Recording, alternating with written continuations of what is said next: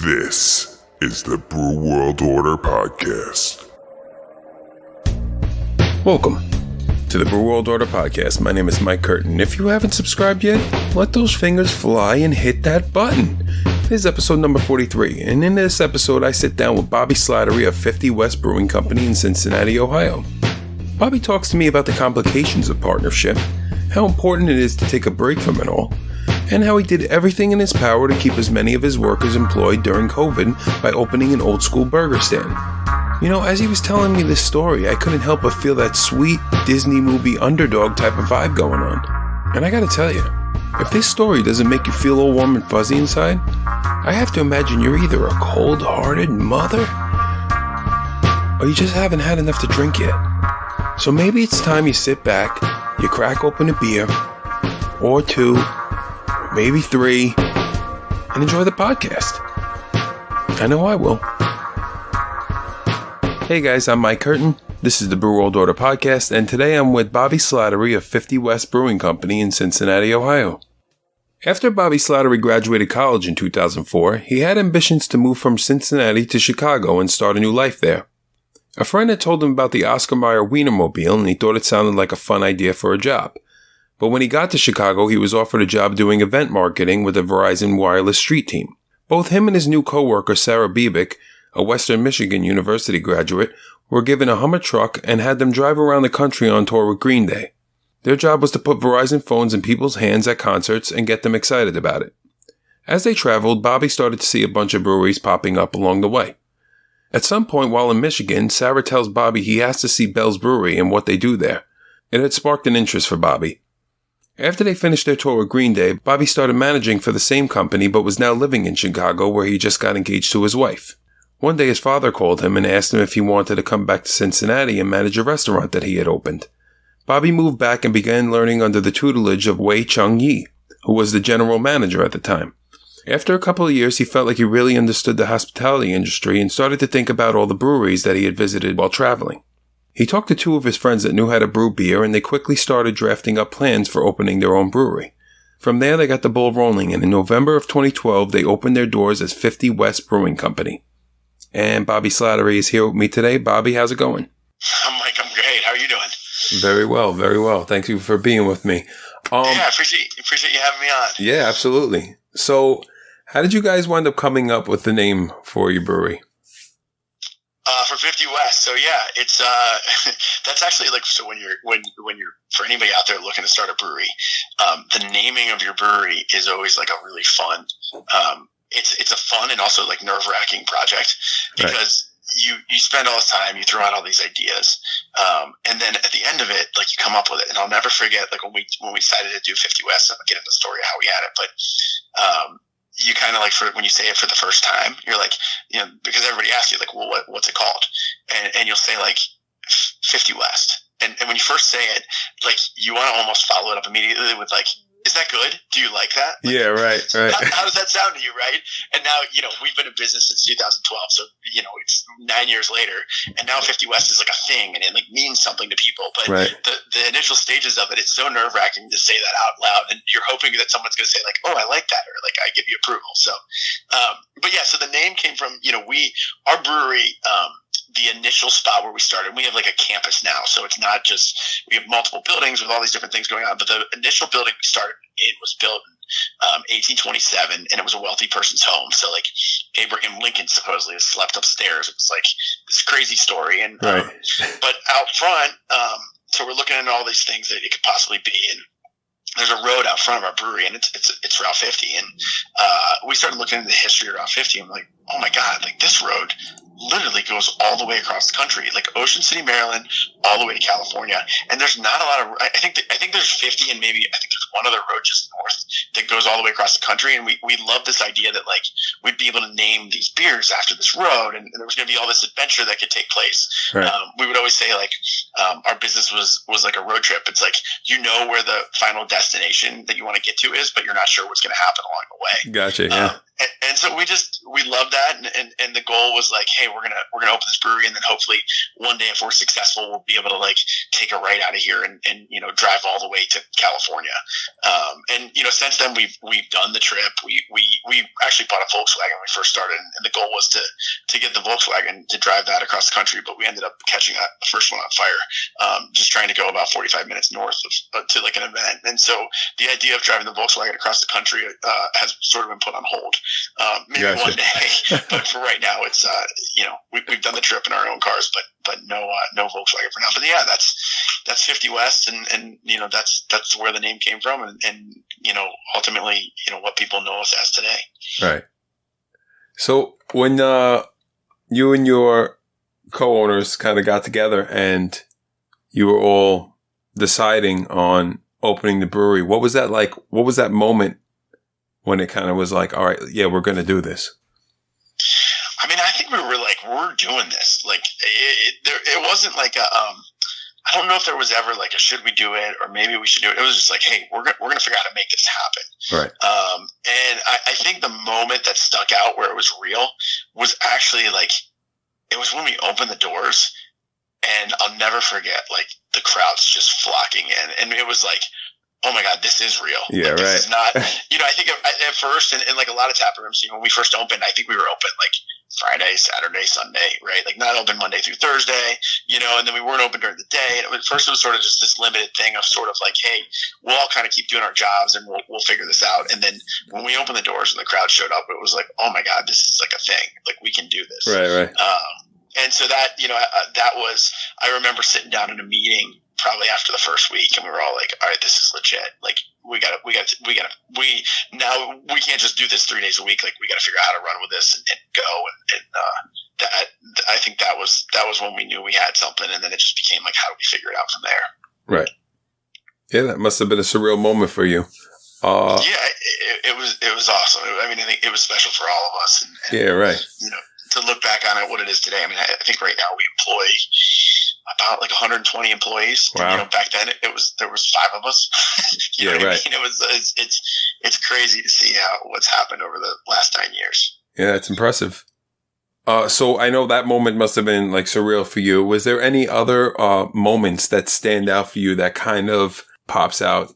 Like that was the moment for you when you realized the business was going to take off. Yeah, I mean, that was the moment.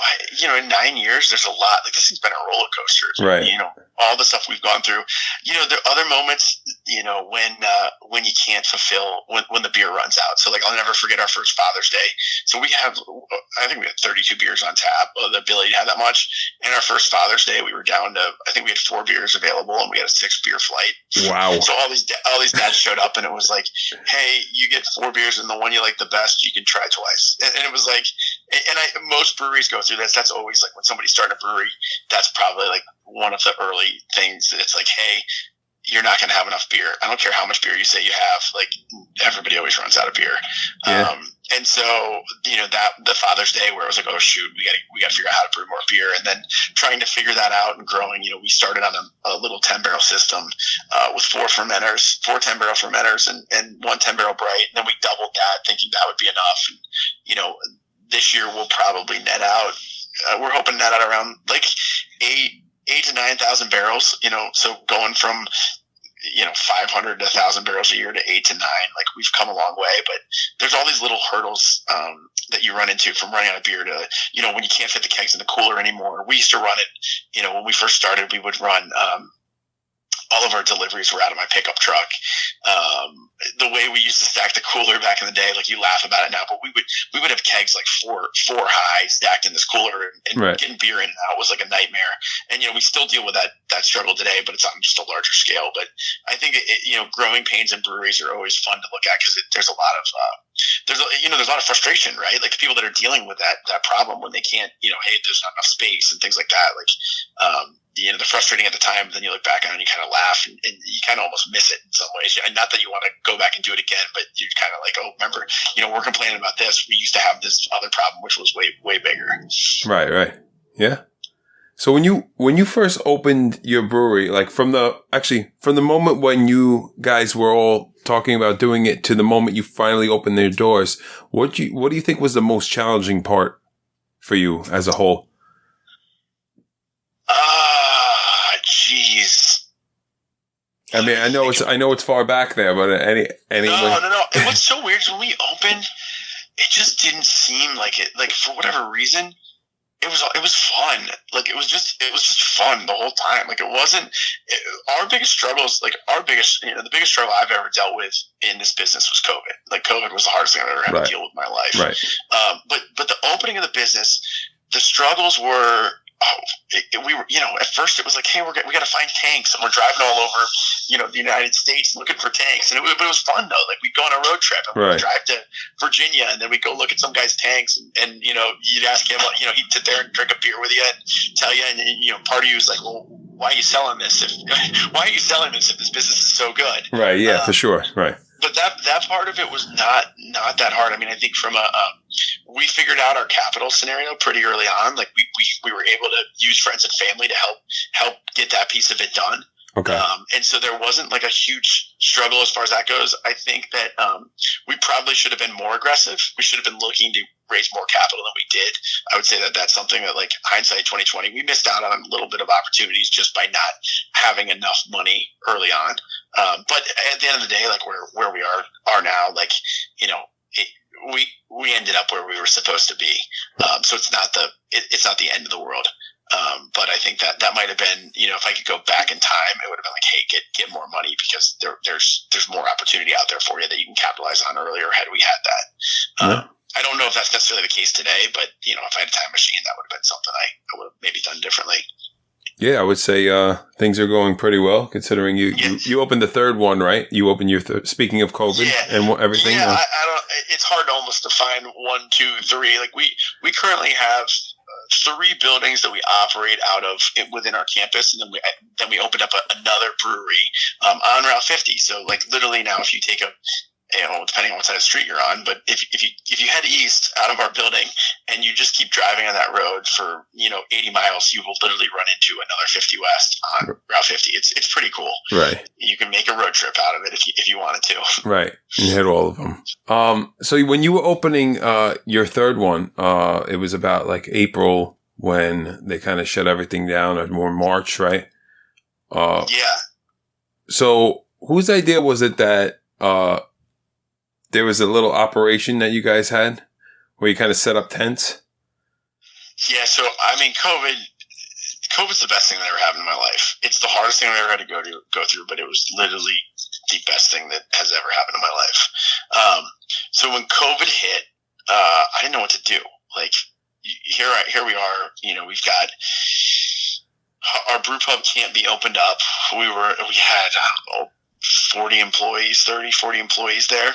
Right. So we had laid all the employees off because they couldn't work to earn income, which was horrible. And what we would do is, like, every day I would come into work and I would just watch our revenue stream. It was gone. We had like a little bit coming through distribution. So we just started having to let people go. And it was horrible. It was literally just like every day was a nightmare. Like I stopped sleeping. And it was just this panic of like, what are we going to do? How does this work? When's the world going to come back to normal? Right. Yeah, for sure. And we were in the midst of opening up this thing. We called it the Burger Bar, but essentially it was a tie into our campus that was going to be designed a little bit more towards families. And it was, think of just like a 1950s root beer stand. We were going to open that up within a brewery, like take those two things and smash them together. So very cool. It was cool. It was a great idea. But so COVID hits, and then it's like, all right, well, we can't open something if the government doesn't allow us to be open. And so we're laying people off, and I was down to like, I had 4 restaurant managers that were left, and they at this point they were just cleaning. Like, we were cleaning everything. And we ran out of stuff to clean. And so I was going to have to let them go. And I remember trying to go to bed that night, and I'm like, here these people are. I've watched them like on their hands and knees scrubbing the inside of ovens and just like doing everything they could to just try to keep this place alive. And I was like, we don't have the revenue stream to keep this alive. And I'm gonna have to let them go. And I was like, I'm not doing it. I was like, I can't do it. And so I was like, well, what can I do to be able to keep them? And so the only option was to try to open up this burger stand in the middle, burger root beer stand in the middle of this crisis. Right. And so I started calling my vendors, and I was like, the guy who had to get the sign done, or our food vendor. And this is, I don't know if you remember when it was like, what was the word that they were using? Are you a necessary? It was not necessary. Essential? What's that? Essential employee. Remember the essential employee where everybody's like, am I essential? Am I, Right. So this is right at the essential employee thing where they're going to do this thing. So I just started calling these vendors, and I'm like, look, I don't care if you make signs, like, you're essential to my business, which makes you necessary. And so I would call and I'd threaten them and say, either we get this done or I have to let people go. And whenever I would say that, they would get it done. It was amazing. Right. It was like this crazy thing. And so tugging at the heartstrings, Oh, it actually got like real bad. We had a milkshake machine that got delivered, and I needed to get like milkshake mix, and I couldn't get it. And I went into Dairy Queen.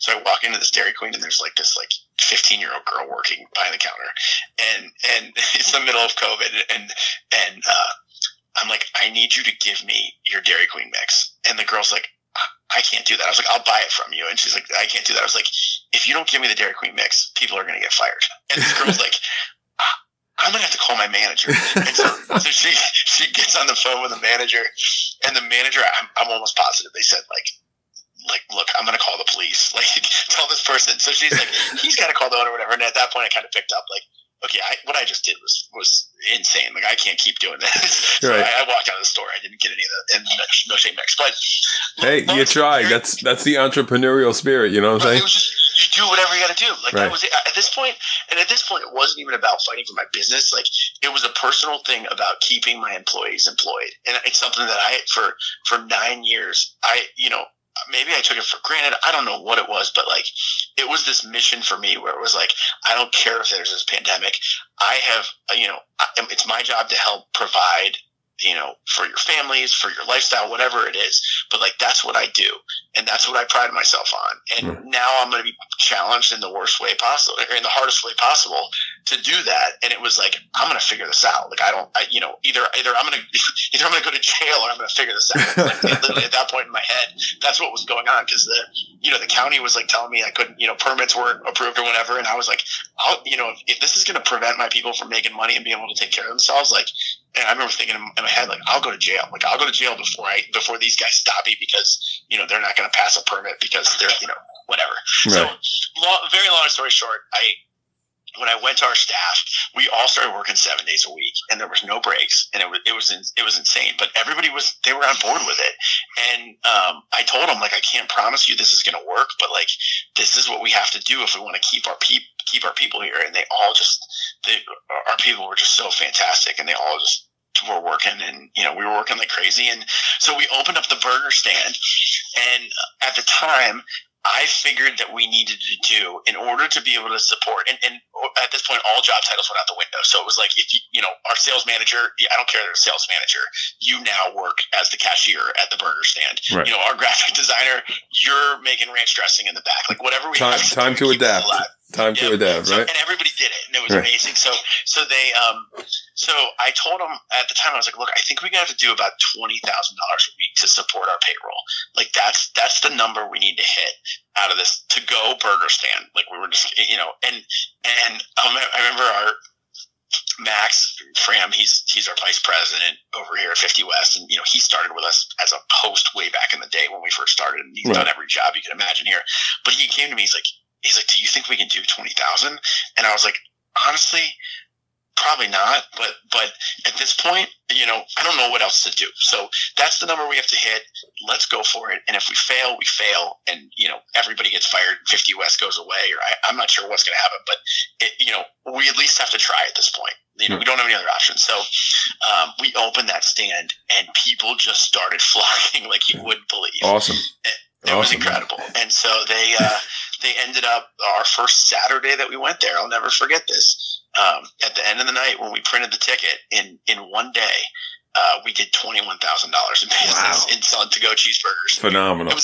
It was crazy. And all of us in that room, it was from the moment we opened the door to the moment that we closed, It was nonstop. Food and beer flying down the line, and people just showed up and they supported. And our staff, it was like an out of body experience. When everybody was like looking around at each other, like, "Oh my god, I can't believe this is real." Yeah, this is really happening right now. Is this real life? It was. It literally was like here we were, like what? And there was weeks and weeks of just this crazy. You just talk to my staff about it, because it wasn't this.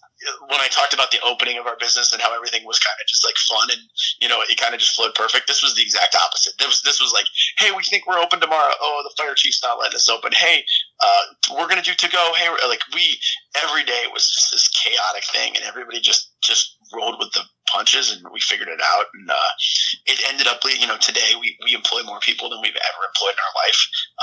COVID, we had probably our best financial year ever during the pandemic. Really? And our staff is, I think I'm sitting here in our office. Our graphic designers over there, I don't think they want to go back to making ranch dressing anytime soon. No, probably not. Everybody appreciated it, and it also gave everyone appreciation for all the different levels of jobs here, because when we had to start over from scratch, essentially, and you work through that stuff, there's a different level of appreciation and a different level of passion for what we do on a day-to-day basis. So right. Yeah. So sorry, I know that was real long-winded, but it's no, really special. That's a great story, man. That's impressive. It's truly impressive. I'm in awe of all of it. But I mean, obviously, besides COVID, before all that happened, was there something that you never thought you were going to have to deal with when coming into this industry? Yeah, so I started with two partners. I said in the beginning, and it's just me now. And partners are tough. I think that was one of the biggest struggles was as you grow, like both success and failures, partnerships are a hard thing. And that was something I had to work through. I started with two other partners.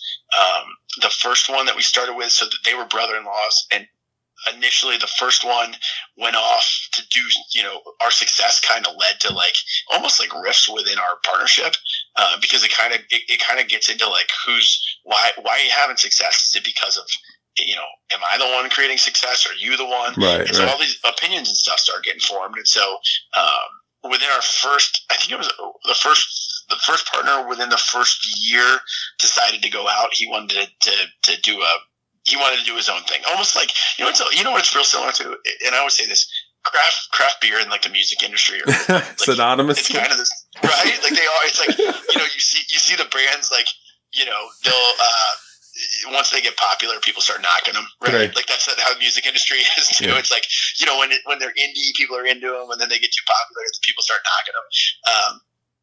And I think that this is like a similar scenario with bands. It's like, when bands start having success, all of a sudden it's like, they start going off, and maybe it's just, boy bands. Right. Maybe, they start possibly going off and doing their, everybody, they separate. It's hard to stay together, right? Everybody wants to be Beyonce, Exactly, that's right. So like we're sitting there looking at each other like, who's Beyonce here? And so with the first partner, that split, that one was, I think, both him and I were both real alpha personalities. He's awesome. He was awesome. Like we wouldn't be here today without him. But I think that it became hey, we have two alphas here, and he wanted to go do his own thing, and that led to him leaving. And then my other partner, brother-in-law's, that was more of I think it wasn't the same scenario. Like he was more passive in nature, but I think when things started getting crazy, it was like, we had to start working at a different level. And I don't think the entrepreneurial thing, when he looked at it, it was like he loved beer, and he loved brewing beer, and he loved that piece of it. Right. But I don't think he loved the drain that owning your own business can have. I know that sounds weird, because most people out there probably want to own their own business someday. It's not easy though. It's not for everybody. It definitely isn't. Yeah, it's 24/7. There's a lot of pressures going on, and I think that at the end of the day, he kind of looked at it and said, you know what, I don't want that. I don't want that to be my life. I don't want those pressures. I don't want that. And so, he went his separate way around 2015, 2016, and then, it's just been me since 2016. Gotcha. So, I mean, I'm sure dealing with all this and dealing with everything altogether, there comes a time where you probably need a mental break. I don't know. Maybe you do, maybe you don't. But how important is that for you? And what does that look like for you? I mean, COVID, I had a full mental break. COVID, it doesn't seem like it. You were probably you were pretty racked over it, like, what do I got to do? How am I going to do this? It was literally like that pushed me to like an insane level. And I'm married. I got a wife and kids. Right. And thank God for my wife. She recognized it and was just like, look, you're not sleeping. And part of it is almost like, I don't know. Part of me looks at it as I have that manic drive in me, which is a good thing and a curse. Like, if I want to get stuff done, I can figure out how to get it done. Right. But at the same time, like, you might be dealing with a crazy person. You know what I mean? For sure. So I think COVID, that was like pushed to the edge. Like that was like the most pushed I've ever been. And what it made me realize, like, hey, if we need to move a mountain, we can move a mountain. We can make that happen. I think with my life right now coming out of COVID, you got to have some balance, and I'm trying to balance that with my kids and my family. I try to make sure that I go to my kids' soccer games and I'm doing that stuff. And I'm really looking at this year, 2021, I want to make sure that I put a little time aside for my family and my friends, because I think that really was put on hold all last year. But it was necessary. Like my family knows that was something we had to do. And so, right now I think I look at spending time with my family and as sort of my opportunity to take my break from my business. But at the same time, for anybody out there looking to start a business, it's 24/7, and you got to understand that you're responsible for, 120 other people. And I think within any business, the most important thing, like as a leader of a business, is to make sure that your employees feel heard. They need to know that their voice is heard. Like I think 99% of the time when frustration arises in a workplace setting, it's that the person's voice is not heard. And that's a frustrating, scenario to be in for anybody when, you're committing your life to something that you don't feel your voice is heard. So right. That's something that I want my employees to know is like, hey, your voice is heard. And if it's not heard, like, we need to fix that, because, I think that's what leads to successful companies, are the ones where, the employees, they feel like that they know that their voice matters, and that they have the ability to make a difference, and that they have an outlet for that. So I try to provide that to my employees as much as possible. Right. For sure. So, I mean, you're on year 9, right? Where, year 9. What do you think has been the biggest, change in the industry, let's say in the last 5 years, amongst breweries? I think breweries there's so much opportunity there. I think that the breweries are becoming a lot more, I don't think you can look at something as a brewery anymore, right? Like there's a lot more specialization happening within the brewery space. So when I started in 2012, a brewery meant that you brewed beer, right? Right. And I think in 2012, especially in Ohio, if you brewed beer, that was pretty specialized. Like that was something that people would seek and they'd want to see. And I think in today's world, what you really need to look at is like the idea that you brew beer. That's not enough. You can't just brew, not only do you need to brew a solid product that tastes good, because customers are more educated than ever before. Right. But you need to have an offering to those people, something past beer almost. So, and it doesn't have to be anything crazy. It could just be as simple as like, hey, the community that you live in doesn't have the opportunity. So like, use Chillicothe as an example. When we went there, it was so awesome. That's a small town in Ohio, for those of you guys that don't know. So our second brewery we built, Cincinnati's a relatively large, I mean, we have NFL football, we have Major League Baseball. Right. Chillicothe, Ohio, that's a small town. And what was neat was when we went there, they didn't have a brewery in that town. They had 20,000 people. So their population wasn't even really that educated on beer, not to their own fault, but because they didn't have that ability to go into a place where they could learn about it. Right. Right. Yeah, for sure. So when we went in there, it was all about like, hey, our unique proposition we can offer is we're going to be able to educate this community on craft beer. And that was the same way in Cincinnati when we first started. Now in Cincinnati, I think you have to have some alternative things that you're offering to somebody. So whether that be, our space, we have running groups that run out of here. We run volleyball leagues. We have canoe and kayak livery. We have a bike shop. We have all these unique things that we can provide for people. And I think that if you're looking to open a brewery now, you should be asking yourself that question. My cousin opened up a fairly successful brewery called Zuni Street out in Colorado. And I remember talking to him about it. And I said, well, what's your unique selling proposition? And he goes, well, our beer tastes really good. And I'm like, you got to have more than that. You have to have a little more than that to sell. Yeah, right. Like that's and it can be the taste of your beer, right? Like if you're doing creative, unique things with beer, that can be your unique selling proposition. But just saying that you brew good beer anymore, like that's your barrier to entry. Like that's what gets you in the door, right? Like that's what's going to get the customers there. But what's going to bring them back and all those other things, like you got to be more creative now than ever before. Right. Yeah. I couldn't agree more. So, obviously you love craft beer. What was your gateway beer into the craft beer world? Great Lakes Christmas Ale was the one. That was the first. Great Lakes. Okay. Great Lakes Christmas Ale for me in Ohio was the first.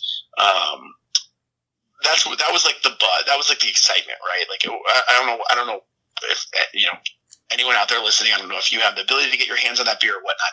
I mean, nowadays there's so much Great Lakes Christmas Ale around Cincinnati that's not a big deal. But back in the day when that beer would come out, it was like you found it in the store. It was like finding gold, and drinking it. It tasted, you were excited to sit there and drink it because it came out once a year. You couldn't find it. And if you could find it, you got your hands on it. It was like, it was just that special thing.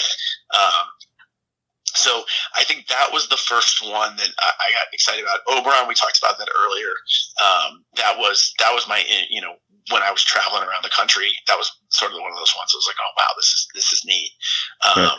I think it sounds stupid, but like Blue Moon way back in the day, right? Like it's a commercialized version that's, whatnot. But if you really looked at like what that was doing at the time, that was a different flavor and a different taste, that was sort of moving you down the line. Right.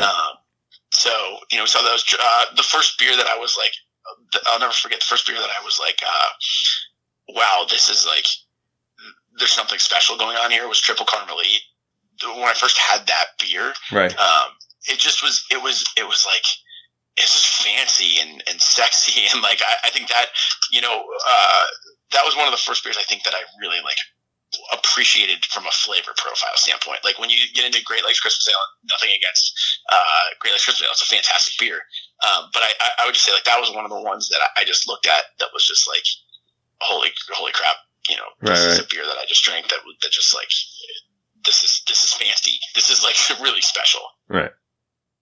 If somebody, I'm sure people do this all the time, but if someone came to you and asked you about opening up their own place, what would you tell them? Go for it. Yeah, absolutely. I mean, actually, I take it back. My first question would be, what are you passionate about? Right.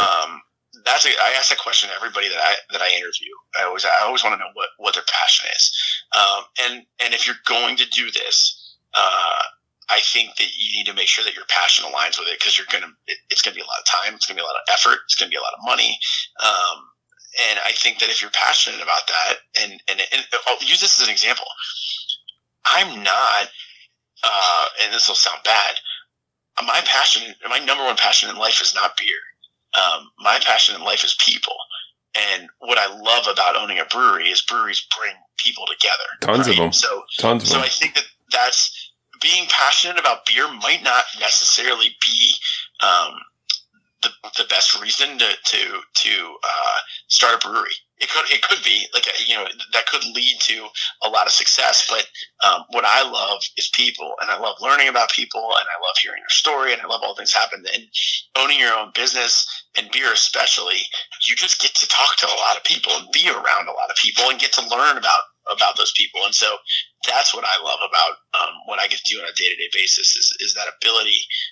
I've created an opportunity for myself in life where I get to be around a lot of people and learn about people. And for me, that's what drives me, and that's what makes me so happy to be in the position that I am today. Gotcha. So did you happen to have a funny story for us? Oh God, I've got a million funny stories. What's the best one you got off the top of your head? Off the top of my head? Geez. Okay, so I can tell the story about when we caught the bus on fire. That was pretty fantastic. All right, awesome. So we start our business, right? And I went through this with you earlier here, but when we start our business, 50 West, we get this idea for this Volkswagen bus.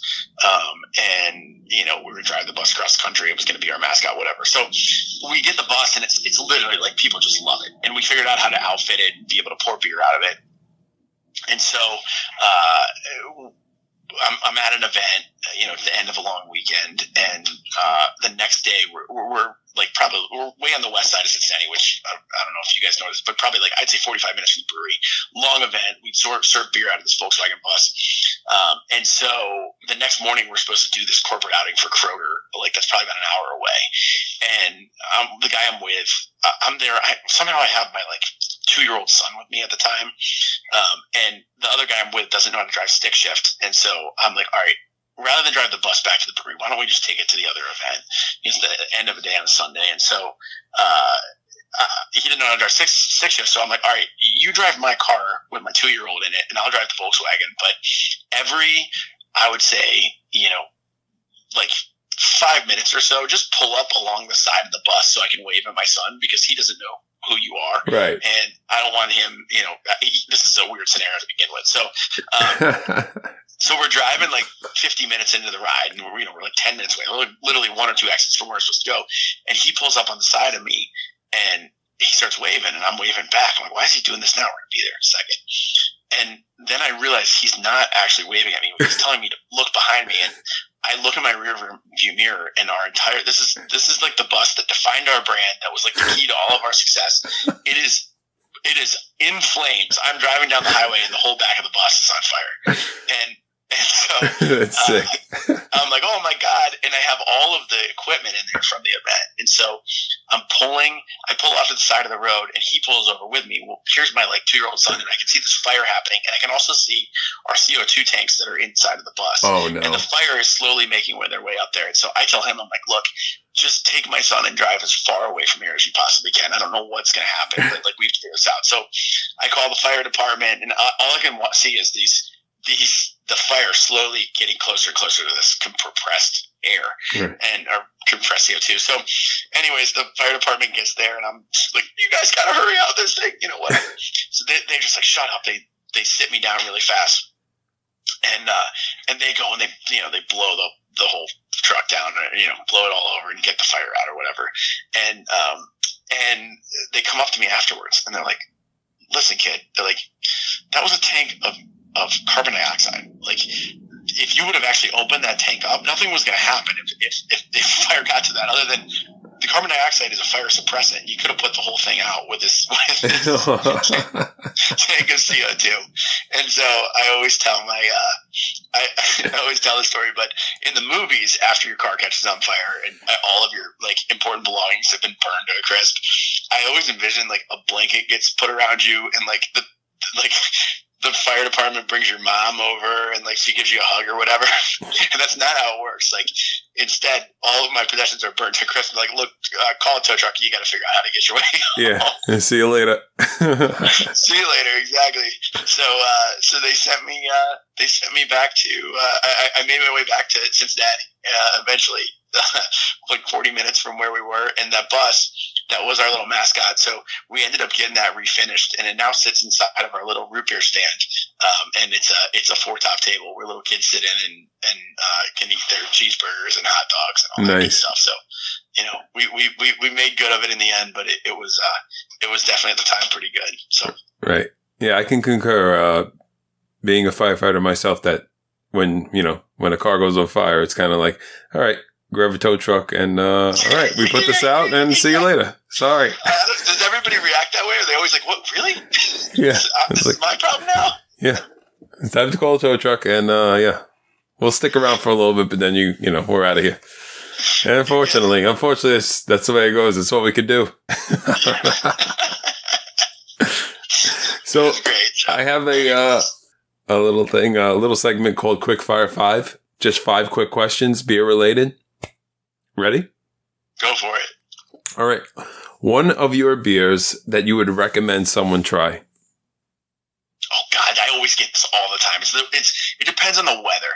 That it always depends on the Well, if somebody came in the brewery right now. Coast to coast is our staple. I have to go with that. Okay. Right? Like that's our staple IPA. Yeah, I would go because that's the one I know is going to be available. Okay. But normally I would say it depends on the weather, and you should be drinking whatever is fitting to that. Whatever's seasonal, right? Yeah, well, it just right. Like when it's cold outside and you're having a bad day, sometimes you just want to drink like a boozy stout. I like a boozy stout. I do like a boozy stout. It's yeah. 80 degrees and life's good, and you just got back from a run. Like, session IPA or Pilsner, right? It just depends. I'm somebody that's a big believer in drinking based on mood. But if you came to 50 West right now and you had to drink a beer, I would drink Coast to Coast because I can promise you it's going to be on tap, and you're going to be happy. Gotcha. Favorite brewery other than your own? Oh, that's a tough one. Yes, it is. I'm going to go. I know people always ask it too. I have to say. And this is probably a cop-out one to some degree, but I have to say Dogfish. Dogfish? I think, like, okay. You know, when I started my brewery in 2012, the amount of stuff I read about Dogfish and all the, you know, how helpful that was in figuring out what was going on there. You know, I think that most people that started breweries around then were probably looking towards them as a guideline, and I think that their creativity and like they were thinking outside the box regarding beer, like before people were thinking outside the box, and I think that's for sure. And like Jackie O's, they're around the corner in Athens, Ohio. They helped us a ton too. They were early on in the beer scene, like one of the first. Especially in Ohio and maybe even in the country where people were lining up for beer releases and stuff like that. So I think that, you know, I think what they've accomplished over time has been pretty neat. Cool. Barrel aged, imperial, or both? I would go. It's all about mood. I would go barrel aged. I would say. Okay.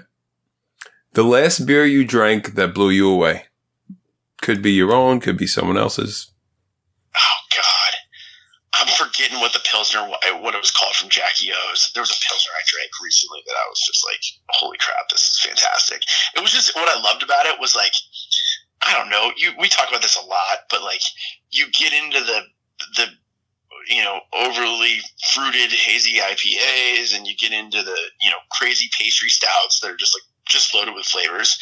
And it was a one-off Pilsner they had that I'm forgetting the name of, but there's something about a really well done Pilsner that just, I like it. I think it's sexy. I'm just like, this is fantastic. This isn't like, you know, you blew me away by loading it with crazy amounts of fruit juice or crazy amounts of, you know, adjuncts. It was just like a really well done beer. Right. And I'm sorry that I'm not remembering the name. It was a it's beer. fine. It's fine. It doesn't exist anymore anyways, or you're going to have a hard time finding it. So. That's fine. You have one keg of beer to hold you over for a 2-week quarantine. What beer are you choosing? Bell's Two Hearted. Bell's Two Hearted. I actually bought a 6-pack of that the other day. I'm not going to lie to you. It's just a great beer. It really is really good beer. I'm in that. You got to remember, like, when you start a brewery in 2012, the Bells and the Dogfishes of the world were the ones that you were really looking towards. And I think that when we talk about beer being like music, you know, to make it through the test of time, I kind of look at them as like a Rolling Stones or like a Grateful Dead. You know what I mean? Right. Like, it's one of those. It's like, you know, it's not overly sexy anymore, but there's something about it that's just like very consistent. Consistency. I'm always just going to look up to it, right? Yeah, like, right. I wouldn't be where I was today if I didn't have people like them to look up to. And so I think I fall back into those beers when it comes to, you know, these questions you're hitting me with. Yeah. There's one that always brings me back, which is a Left Hand Nitro Stout. Yes. Yeah, perfect. That's another one that's just a go-to, you know? Yeah. Absolutely, and they're in that same spectrum of time. You know, they're probably what, early 2000s, 90s, somewhere in that range. I believe so. Yeah. They used to always do their thing. They would come through Cincinnati Beer Fest and they would put ice cream in the beer, which at the time people were like, "Oh my God, this is crazy, the greatest thing ever." Now, you know, now You've seen it a million times, but that was the thing. You'd go to Beer Fest, and Nitro Stout was getting paired with. They put a scoop of Creator's ice cream in it. Right. It's good that I'm actually I might make one of those this weekend. I might just make one of those this weekend. I don't know. We'll see. We'll see if I have enough time. I don't know. Well, Bob, that's all I have for you, man. Awesome. Well, yeah, I appreciate you putting me on here, and for anybody out there that's listening, if you're in Cincinnati, definitely come check out 50 West. Yeah, for sure. We've got a really unique thing happening at our campus down here, and a lot of people come through here and are like, "Whoa, this is a different thing." So I appreciate you having me on. Yeah, I'm Mike Curtin for the Brew World Order podcast with Bobby Slattery of 50 West Brewing Company. Thank you, man. Hey guys, thank you so much for listening to my interview with Bobby Slattery of 50 West Brewing Company in Cincinnati, Ohio. Whether you're passing through, you live in the area, or just visiting a friend nearby, you should definitely check them out. Also, give them a follow on social media while you're at it. Every other Sunday, I'll be releasing a new episode, so subscribe, and you'll never miss one. While you're subscribing to that, you should also check us out on social media for updates on the podcast. I'm Mike Curtin for the Brew World Order podcast. You stay safe out there.